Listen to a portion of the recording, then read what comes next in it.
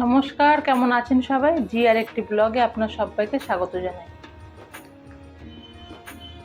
আজকে হান্ডি মটন বানাবো। আমি কেমন করে হান্ডি মটন বানাই আপনারা দেখতে থাকুন। আমি এখানে কিছু মশলা নিয়ে নিয়েছি, আর এখানে আমি 500 গ্রাম খাসির মাংস নিয়ে নিয়েছি, মটন নিয়ে নিয়েছি। আর এখানে আমি একটা বড় সাইজের একটা পেঁয়াজ কুচি করে নিয়েছি।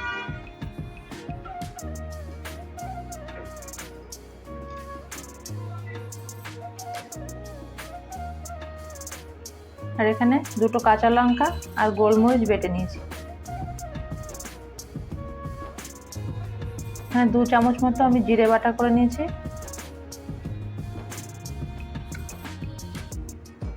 আর এখানে 7 থেকে 8 কোয়া মতো আমি রসুন বেটে নিয়েছি। আর এখানে 1 টুকরো আদা আমি বেটে নিয়েছি। এখানে কিছু শুকনো মশলা আছে, 2টো তেজপাতা আর 2 টুকরো দারচিনি, 2-3টে গোলমরিচ আর এই যে এলাচ দিয়ে আমি এখানে স্বাদ অনুযায়ী লবণ দিয়ে দেবো।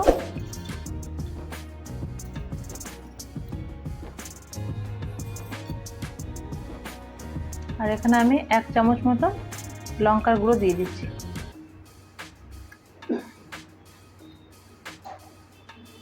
আর 1 চামচ মতো হলুদ। এখানে সর্ষের তেল নিয়ে নিয়েছি, এবার দিয়ে দেবো।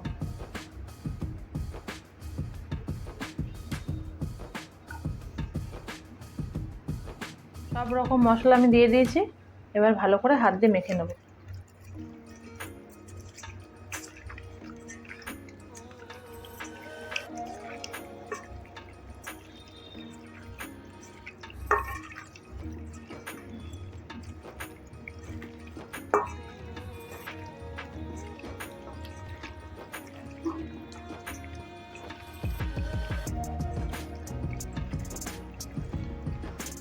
মাখানো হয়ে গেছে, এবার মাংসটা আমি 8 ঘন্টার জন্য রেস্টে রেখে দেবো। 8 ঘন্টা হয়ে গেছে। মটনটা এবার আমি একটা হাঁড়িতে নিয়ে নেব।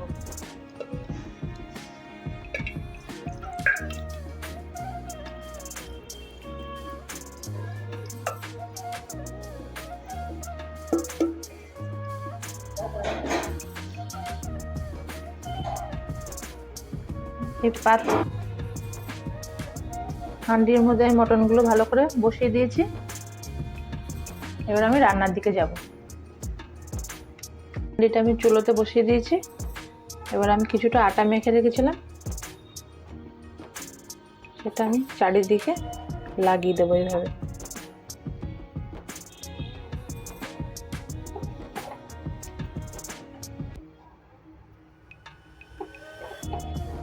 আমি কোনো মটনে কিন্তু কোনো জল ইউজ করব না, যা মশলা মাখিয়েছিলাম তাতেই কিন্তু মটনটা সিদ্ধ হয়ে যাবে। এইভাবে আমি দম দিয়ে দেবো। এবার ঢাকনা ঢেকে দেবো। আর গ্যাসের ফ্লেমটা কিন্তু একদম স্লো রাখতে হবে।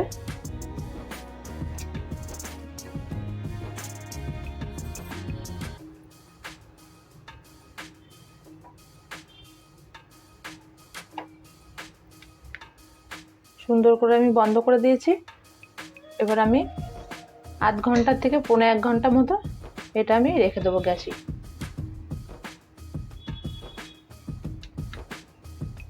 আধ ঘন্টা হয়ে গেছে, এবার খুলে দেখে নিই।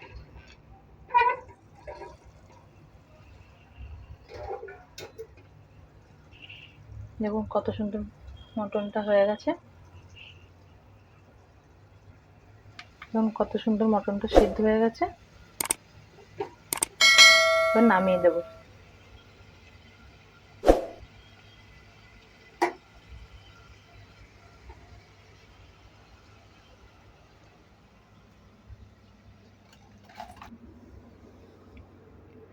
মটন রেডি হয়ে গেছে।